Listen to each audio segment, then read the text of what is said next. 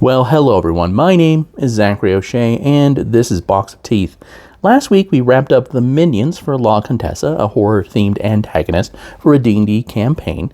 And today I want to talk about how I made her, as well as some of those minions, in a repeatable method you could use, as well as a question for all of you at the end. Alright, quick recap.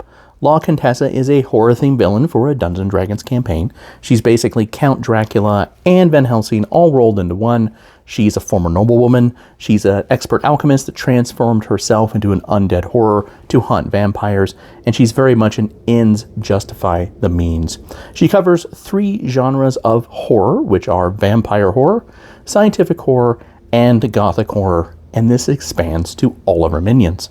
The method I always use when I'm creating monsters is the same acronym every time: name, origin, comparison, traits, inform, and sew up.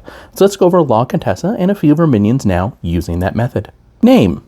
La Contessa is an easy one since one of her origin focal points is Count Dracula, so La Contessa is just the Countess. Again, she doesn't have a specific name, so somebody could easily grab her and plug them into their campaign and give her an actual name, or keep it like that and make it nice and mysterious for the players to investigate later. The other ones we're going to cover today are Ghoul Killer, which is a play on a word of Fool Killer, and I thought would be a really good way to personify the sort of minions that she has and that she makes.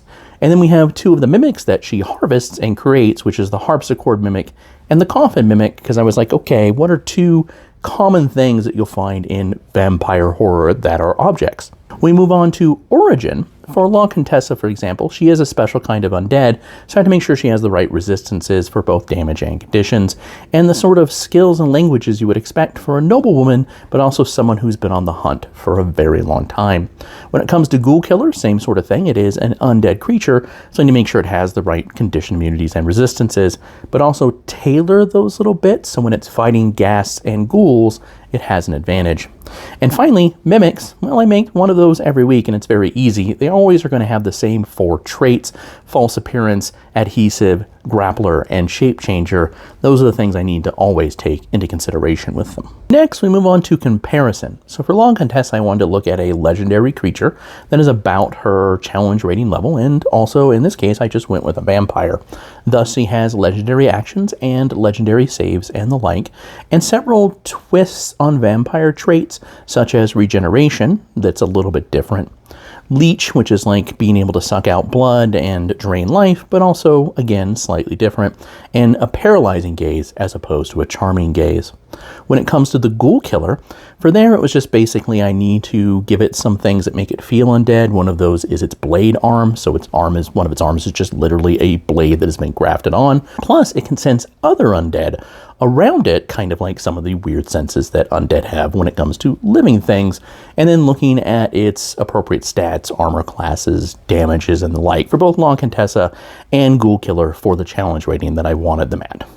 Challenge rating does also play into mimics. This is a little bit easier because mimics really have the same sort of resistances and usual abilities. It's really just looking at the challenge rating and going, okay, how many attacks should this creature have? How much damage should it do? How many hit points? What should its armor class be? And kind of playing up and down with that.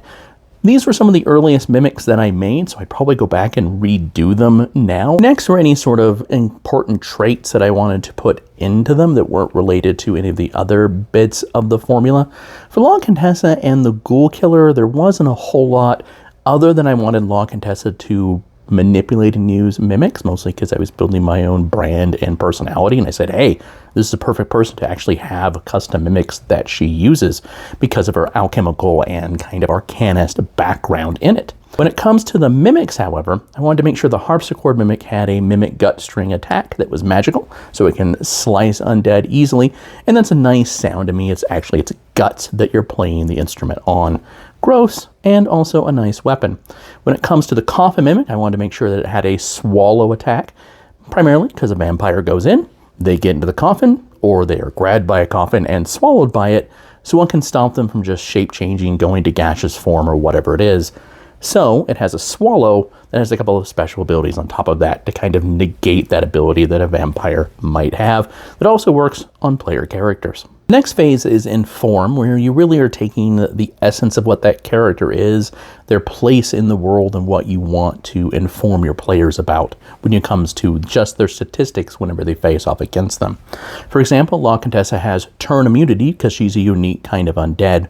She has innate spell casting that are kind of necromantic, but they're definitely artificer originated. She has a variety of alchemical concoctions, which are basically different bombs that she can use, because again, to emphasize she's an alchemist. And the Mimic Blade kind of plays into that, but it more goes back into the traits. The Ghoul Killer, on the other hand, has Decapitating Blow, because that's one way to sure kill undead, as it were, as well as its acrobatic ability, because it is based off of a dandy sort of fop that has been resurrected to help fight against the undead. Last on the mimics, with the Harpsichord Mimic, we have Dance Macabre, where it has a variety of different songs it can play that will affect undead around it. It can also play with the living a little bit, but it's extra effective against the undead. And then with the Coffin Mimic, it has Blood Bloom, so there's something about it that attracts vampires and other undead to it, giving it a charm sort of ability that could also work on the living as well.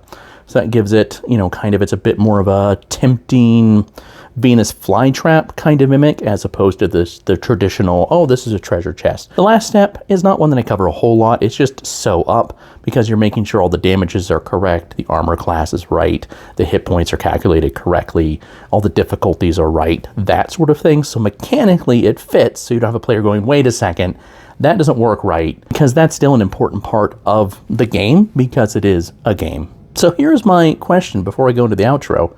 If you had to make a minion that served La Contessa, what would it be and why? I'd be interested to hear that in the comments down below.